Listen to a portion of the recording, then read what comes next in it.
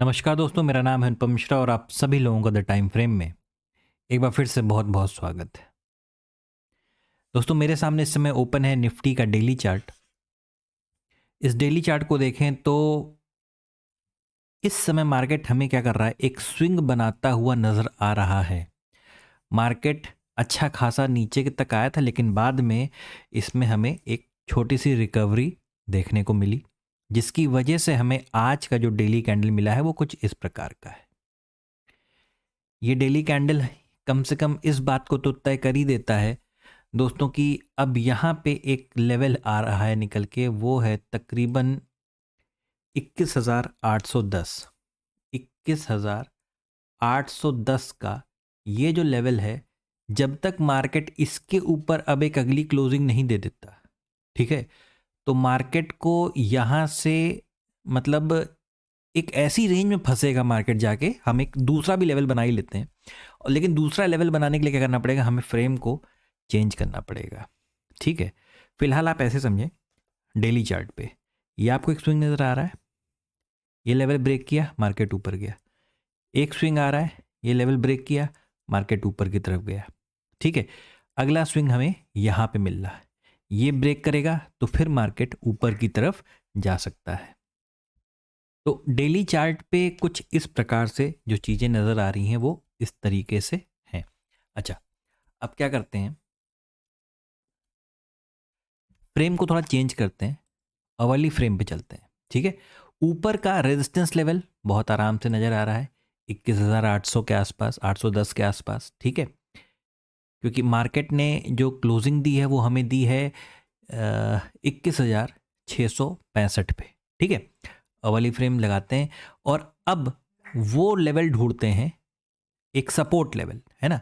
तो हमारे पास एक सपोर्ट लेवल कहाँ नज़र आ रहा है, ये जो जोन अभी हम लोगों ने बनाया वो हमारे लिए क्या है, सपोर्ट लेवल है। क्यों?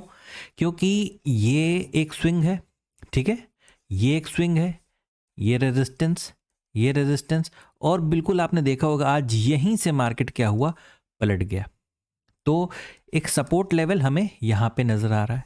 अच्छा, मार्केट को अगर हम इस हाफ पैटर्न से कैलकुलेट करें या देखें, ध्यान दें इसके ऊपर, तो अभी हमारे पास क्या है कि कुछ इस प्रकार का हिस्सा बन के मिल सकता है।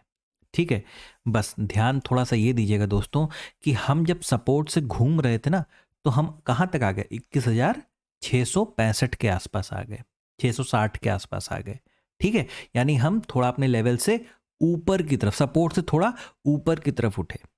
ठीक है, तो अभी फ्रेम को और छोटा करेंगे तो आइडिया लगने लगेगा, आपको क्लियरिटी आ जाएगी।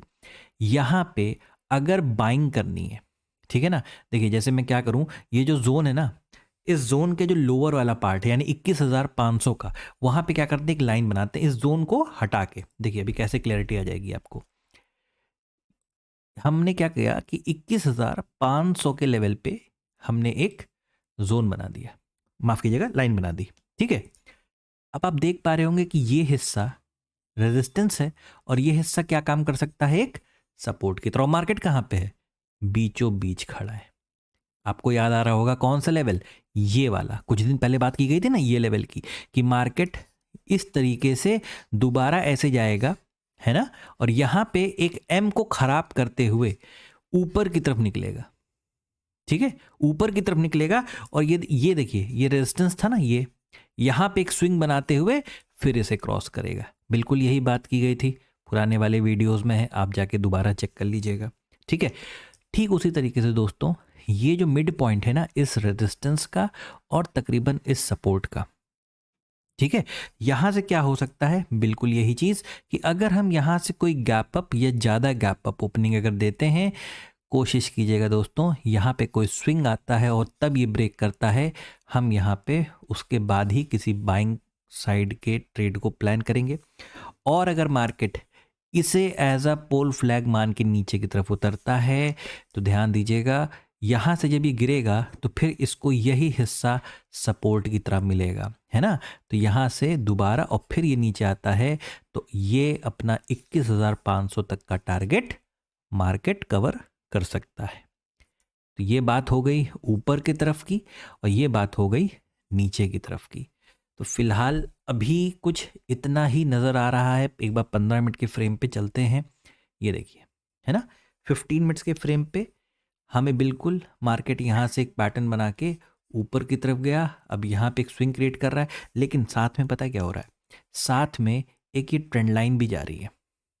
ठीक है, यहाँ से मार्केट अगर नीचे ब्रेक करता है तो इस लेवल से सपोर्ट खा के दोबारा यहाँ तक हमें देखने को मिल सकता है। ठीक है, क्योंकि उसके नीचे अभी और लेवल्स हैं जो कि हमें कुछ इस प्रकार से नज़र आ रहे हैं। ये देखिए, कुछ इस तरीके से मार्केट को आना है तो वो भी कोशिश करेगा कुछ इसी प्रकार से नीचे की तरफ आएगा। ठीक है, ये नीचे आने के रास्ते हो गए। ऊपर वाला हम लोगों ने डिस्कस किया कि ऊपर अगर गैप अप ओपनिंग होती है थोड़ी या ज़्यादा, तो ये फिर से ये जो हिस्सा आप देख रहे हैं, ये वाला और ये वाला, ये रेजिस्टेंस और ये रेजिस्टेंस, ठीक है, ये रेजिस्टेंस दोबारा मिलेगा, एक स्विंग क्रिएट करके यहाँ पे मार्केट फिर से ऊपर की तरफ तैयारी कर सकता है। ठीक है, अच्छा, मेरे ख्याल से एक बार दोबारा डेली चार्ट पे चलते हैं। और डेली चार्ट पे अगर हम लोग देखें, थोड़ा सा जूम करके सारी ड्राइंग्स को हटा देते हैं, तो अभी भी वही चीज़ें हैं दोस्तों कि जो हमारा ये लेवल है ना, ये जब तक है, यहाँ पे हम यही कोशिश करें। जैसे आज आज क्या हुआ, मार्केट गिरा और फिर ऊपर की तरफ गया अपने सपोर्ट लेवल से। ठीक है, तो हम भी यही करेंगे जब तक हम इस जोन के ऊपर हैं। ठीक है, हम जब तक इस जोन के ऊपर काम कर रहे हैं, हमारी मार्केट बाय ऑन डिप्स की ही बनी रहेगी। आप भी उसी के, हाँ, एक बार हम इसके नीचे आ जाएंगे तो हमें मौका मिल जाएगा, फिर हमारी मार्केट को हम आराम से शॉर्ट कर सकते हैं। बड़े फ्रेम्स आपको डायरेक्शन दिखाते रहेंगे, छोटे फ्रेम आपको ट्रेड देते रहेंगे। ठीक है, तो आप उस चीज़ के ऊपर फोकस कीजिएगा। आशा करता हूँ आप लोगों को ये एनालिसिस समझ में आया होगा। दोस्तों, आपको मेरा एनालिसिस अच्छा लगे तो please like, subscribe and share my channel. धन्यवाद, नमस्कार।